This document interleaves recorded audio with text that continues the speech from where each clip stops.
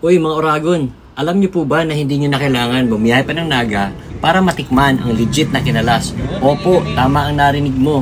May isang tagong kainan dito sa Marikina, Concepcion 1, na nagdadala ng lasa ng Bicol, specifically Naga City, at panalo po sa sarap. Po kami saan maugmahon na lugar. Welcome po sa Pandesielo, isang maliit pero puno ng karakter na spot dito po sa Marikina.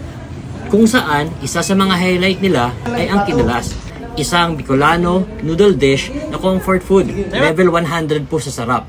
Imaginein mo na lang, malambot na noodles, rich at malinamnam na kaldo o sabaw, toppings na ginayat na karne, itlog at syempre yung sikretong sarsa na nagbibigay ng umami bomb sa bawat higop.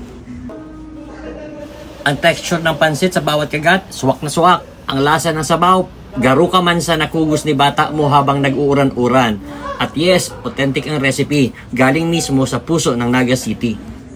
Kaya kung naghanap po kayo ng bagong food spot or bike destination, gustong mo lang mag-food trip na may twist ng kultura, dumaan po kayo sa Pandesielo. Tikman mo ang kinalas, baka ito na ang bago mong paborito. Kita-kit sa Marikina.